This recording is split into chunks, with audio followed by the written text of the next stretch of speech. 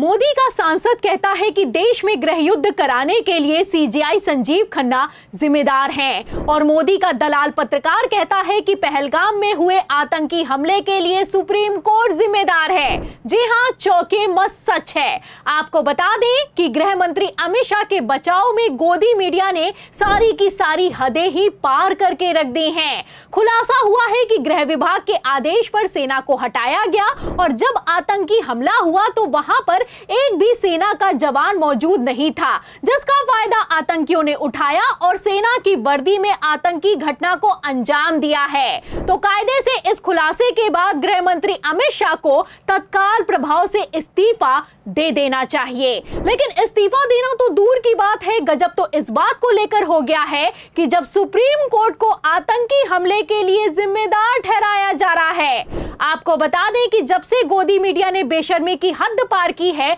बवाल खड़ा हो गया है। तो ऐसा क्या कह दिया है गोदी पत्रकार ने, पहले आप बयान सुनिए, फिर सुप्रीम कोर्ट ने जम्मू कश्मीर पर क्या आदेश पारित किया और अमित शाह समेत अजीत डोभाल को आखिर क्यों इस्तीफा देना होगा, उस पर आते हैं। Problem in our country is we don't talk straight. There was no need, in my view, for the Supreme Court to waste time getting into whether 370 abrogation was valid or not. It was a waste of time because, with the greatest of respect to the judges, they will not take responsibility for the security situation. These are matters in which the governments and armies must be given a free hand. They do not need to be discussed ad nauseum by petition after petition and argument after argument in court. तो सुना आपने, कहना है कि supreme court कौन होता है article 370 पर फैसला सुनाने वाला। सुप्रीम कोर्ट सिक्योरिटी के लिए जिम्मेदार नहीं है, आर्मी और सरकार को फ्री हैंड होना चाहिए। तो क्या पहलगाम में जो हुआ है उसके लिए सुप्रीम कोर्ट जिम्मेदार है, ये कहना है अर्नब गोस्वामी का?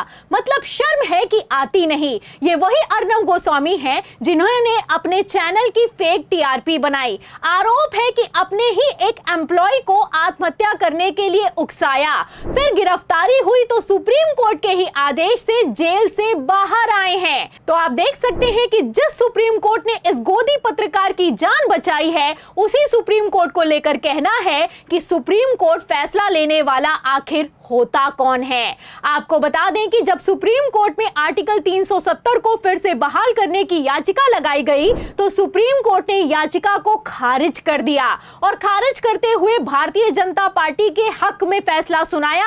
सुप्रीम कोर्ट ने कहा कि 370 फिर से बहाल नहीं होगा, वो कैंसिल ही रहेगा, पहली बात। दूसरा, सुप्रीम कोर्ट ने कहा कि जम्मू कश्मीर में सितंबर में 2024 में चुनाव होंगे। आपको बता दें कि सुप्रीम कोर्ट के इस फैसले की खुद प्रधानमंत्री नरेंद्र मोदी ने सराहना की और लिखा कि सुप्रीम कोर्ट का फैसला एक आशा की किरण है, एक उज्जवल भविष्य का वादा है। लेकिन आज जब अमित शाह के इस्तीफा देने की नौबत आ गई है तो भाजपा के इशारे पर गोदी मीडिया उसी सुप्रीम कोर्ट को टारगेट कर रहे हैं। कहना है कि सुप्रीम कोर्ट कौन होता है फैसला लेने वाला कि जम्मू कश्मीर में कब चुनाव होंगे, कब चुनाव नहीं होंगे। मतलब इन लोगों को शर्म है कि आती नहीं। जब जम्मू कश्मीर पर बोलते हैं तो मणिपुर को कैसे भूल जाते हैं? वहां पर तो बीजेपी की सरकार थी, वहां पर तो भारतीय जनता पार्टी का मुख्यमंत्री था, फिर भी 3 साल से मणिपुर जल रहा है, दंगे जैसे हालात हैं। और वो भी तब जल रहा है जब गृह मंत्री अमित शाह ने खुद मणिपुर जाकर शांति का वादा किया था। अरे वादा तो छोड़िए, जब सरकार गिरने की नौबत आई तो राष्ट्रपति शासन लगाकर किस तरीके से भारतीय जनता पार्टी ने अपनी नाक बचाई है, ये किसी से छुपा हुआ नहीं है। फिलहाल कैसे खेला चल रहा है, इसके लिए मैं आपको 2 तस्वीरें भी दिखा देती हूं। तस्वीरें आप अपनी फुल स्क्रीन पर देखिए। आप देख सकते हैं कि आज जैसे गृह मंत्री अमित शाह जम्मू कश्मीर में पीड़ितों को दिलासा दे रहे हैं, वैसे ही मणिपुर के लोगों को भी दिलासा और भरोसा दिया था। लेकिन आज वही भरोसा टूट चुका है।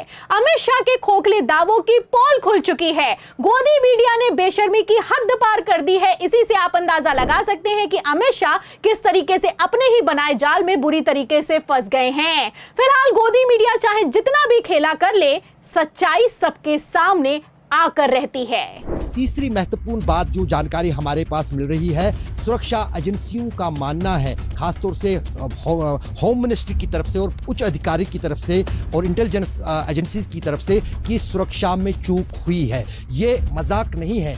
2000 टूरिस्ट किसी एक पिकनिक स्पॉट पे हैं, वहां पर ना ही पुलिस बल की कोई तैनाती, ना ही सुरक्षा बलों की कोई तैनाती। हम देखते हैं जब अमरनाथ यात्रा होती है 10 मीटर, आपने भी देखा होगा 10 एक बड़ी मीटर खबर के हम बता बाद देते हैं अशरफ, जिसकी कि 2 विदेशी नागरिकों की भी यहां पर जान गई है। तो सुरक्षा एजेंसी का इनपुट है कि गृह विभाग की चूक हुई है।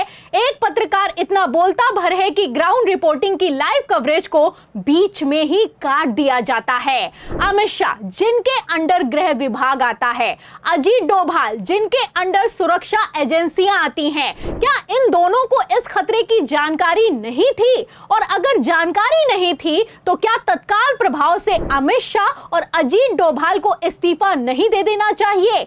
आपको बता दें कि जब 2008 में मुंबई हमला हुआ तो तत्कालीन गृह मंत्री शिवराज पाटिल और राष्ट्रीय सुरक्षा सलाहकार दोनों ने तुरंत इस हमले की जिम्मेदारी लेते हुए अपने पद से इस्तीफा दे दिया था।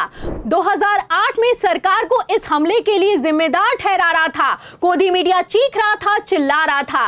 लेकिन आज गृह मंत्री अमित शाह के बचाव में किस तरीके से सुप्रीम कोर्ट को टारगेट किया जा रहा है, या फिर यूं कहें गोदी मीडिया ने सारी की सारी हदें पार करके रख दी हैं, आप देख सकते हैं। साफ दिखाई दे रहा है कि गोदी मीडिया बौखला रहा है। इसीलिए कभी सुप्रीम कोर्ट के फैसले पर उंगली उठाई जा रही है तो कभी ग्राउंड लाइव कवरेज को ही शाह की पोल खुलने पर बीच में ही काट दिया जा रहा है।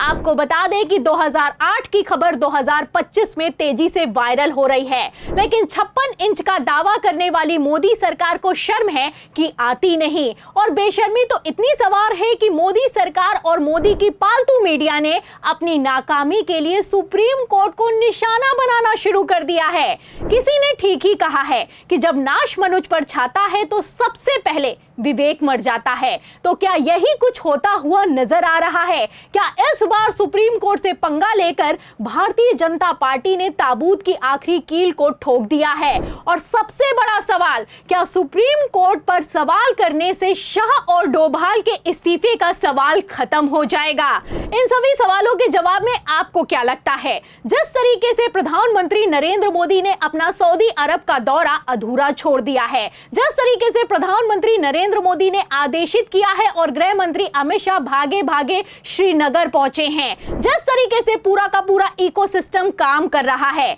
और जिस तरीके से गोदी मीडिया ने सुप्रीम कोर्ट को टारगेट किया है, आपको क्या लगता है? क्या गृह मंत्री अमित शाह की कुर्सी इस बार बच पाएगी?